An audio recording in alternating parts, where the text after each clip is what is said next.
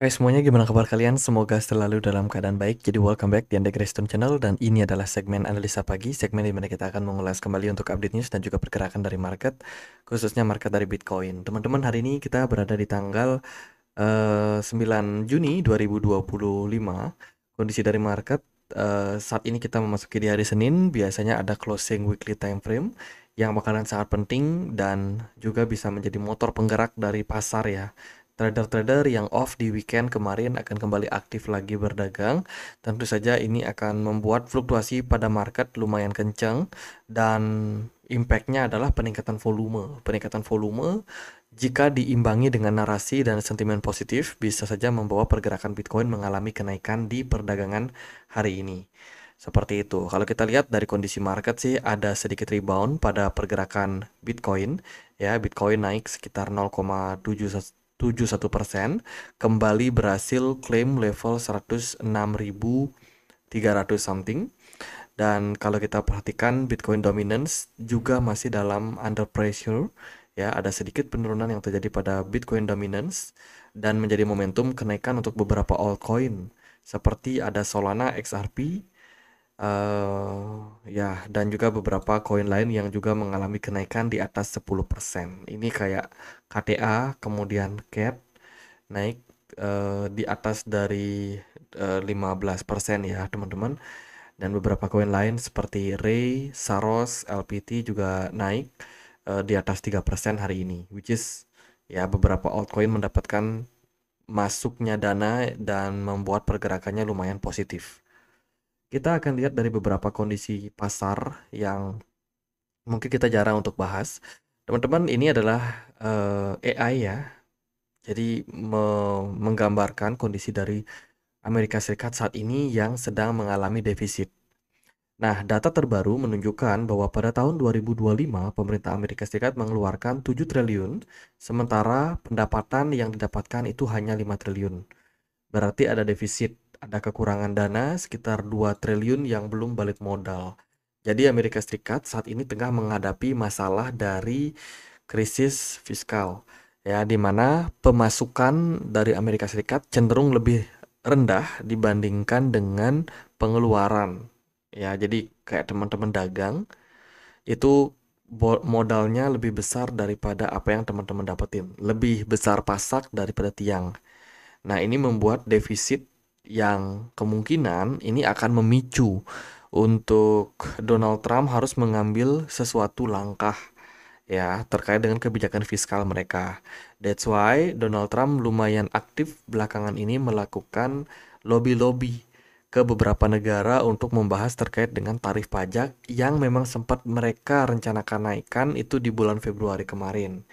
Gitu. Akhirnya ya Donald Trump mau nggak mau harus berkompromi dengan kondisi ini.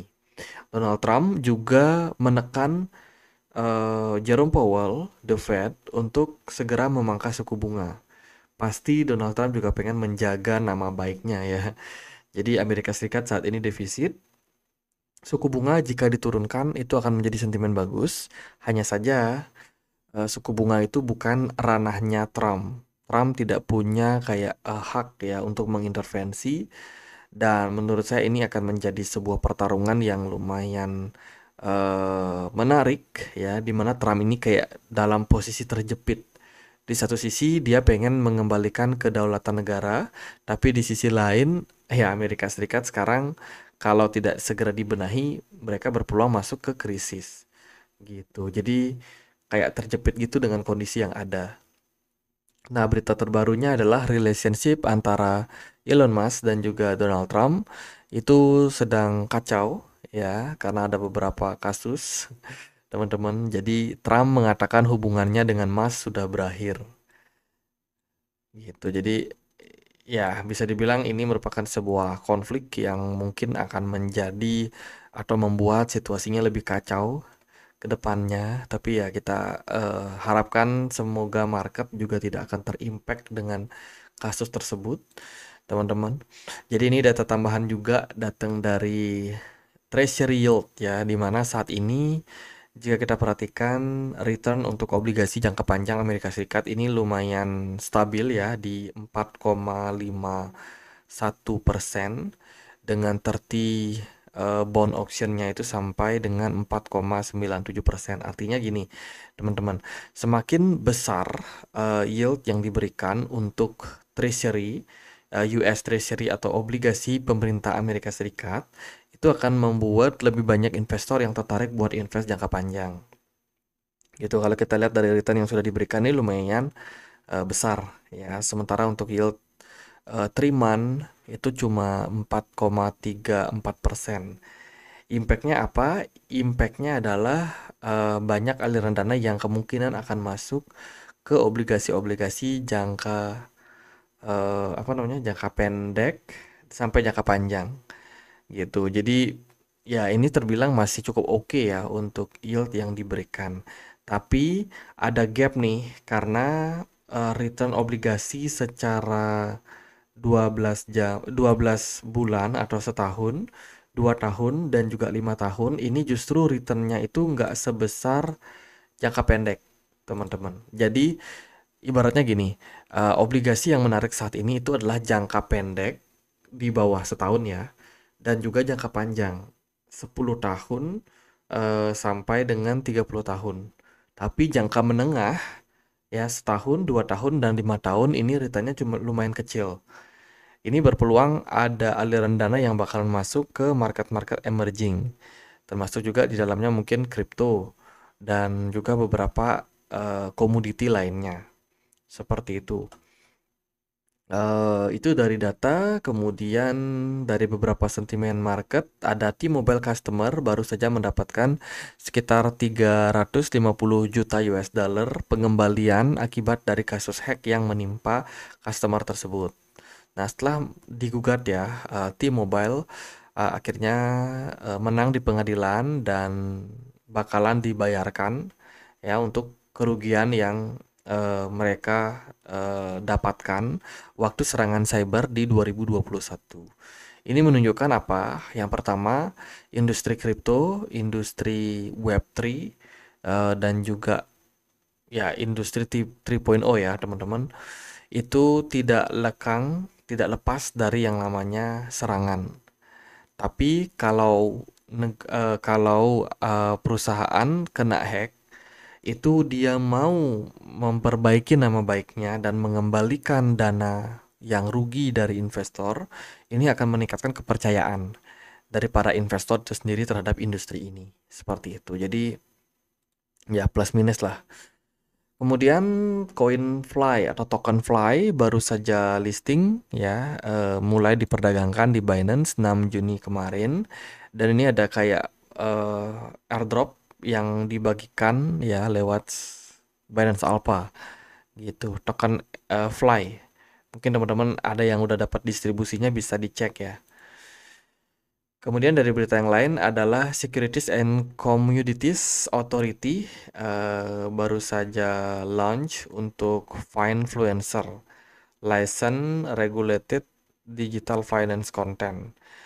Jadi ini adalah berita terkait dengan financial influencer yang nampaknya harus mulai mendapatkan regulasi atau mulai mendaftarkan diri dan masuk regulasi di Uni Emirat Arab.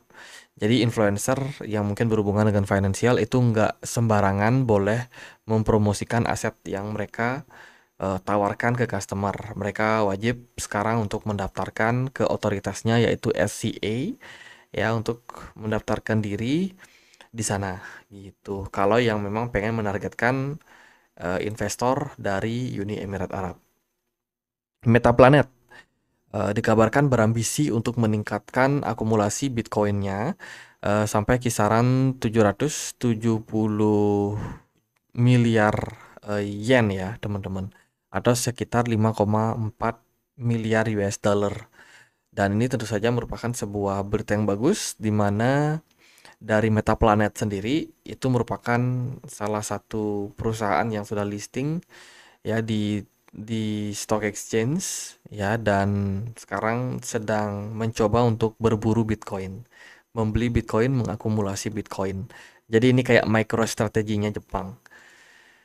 Itu kemudian ada berita dari Korea Selatan, dikabarkan presiden terpilihnya sudah dilantik ya, bernama Presiden Lee, di mana Presiden Lee ini pro kripto dan isunya adalah crypto ETF dan Korean Won stablecoin ini bakalan berpotensi di launching ke depannya atau mendapatkan persetujuan.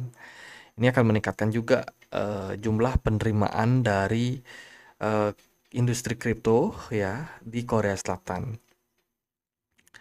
Lalu dari berita yang lain adalah terkait dengan kondisi matrix ya, di mana data saat ini menunjukkan bahwa Bitcoin di exchange semakin lama semakin mengalami penurunan. Lalu juga kalau kita lihat dari Bitcoin Relax Cap saat ini masih terus mengalami fase kenaikan. Jadi investor-investor sebenarnya lebih banyak untungnya sih. Kemudian juga dilihat dari kondisi exchange net flow, so far ini masih lumayan stabil untuk Bitcoin.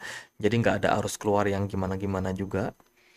Lalu data dari atau berita dari SUI ya, SUI DEX Cetus itu kabarnya akan mulai beroperasi lagi setelah 17 hari ditutup sementara dan mereka tengah melakukan pembayaran juga untuk para kreditur yang mengalami kerugian gitu. Nah, Cetus berhasil recover dana sekitar 162 juta US dollar ya kepada para investor yang kemarin mengalami kerugian. Aksi cepat tanggap yang dilakukan oleh industri Web3 di jaringan Cetus ini lumayan berhasil menyelamatkan dana mereka lari ya dan juga karena dananya sudah berhasil dibekukan, si hacker ini nggak berhasil melikuidasi semua asetnya. Gitu. Jadi ya itu beberapa sentimen data yang lumayan bagus untuk pasar. Kondisi dari Bitcoin saat ini masih ini udah lumayan bagus sih, teman-teman. Mari kita cek dia di weekly time frame. Overall weekly time frame closing di minggu kemarin itu kita create candle yang lumayan apa ya? Bisa dibilang negatif. Ya, di mana body candle di closing kemarin itu lebih besar daripada candle sebelumnya, menandakan selling pressure lumayan kuat di kisaran area 108.000 US dollar. Di area tersebut lumayan kuat selling pressure-nya sehingga menyebabkan ya pergerakan harga cenderung mengalami penurunan. Gitu, dan saat ini kita kondisinya cukup anomali, teman-teman. Nah, kalau kita bisa closing dengan candle hammer, which is itu di kisaran 106 ribu ya, atau area sekitarnya, ini bisa menjadi sentimen yang bagus, teman-teman. Bisa jadi ini adalah awal yang baik untuk pergerakan lebih besar uh, yang lumayan positif. Gitu. Secara movement, kalau aku perhatikan, kita pakai chart yang ini aja. Bitcoin di time frame 4 jam itu mulai menunjukkan indikasi pembalikan arah atau kelanjutan bullish. Bukan pembalikan arah sih, pembalikan arah dari koreksi yang sebelumnya terjadi. Nah, kemarin kan kita sudah bahas tuh Bitcoin ini ada possibility create yang namanya bull flag atau descending channel, yang mana kalau dia berhasil breakout dari area 105.000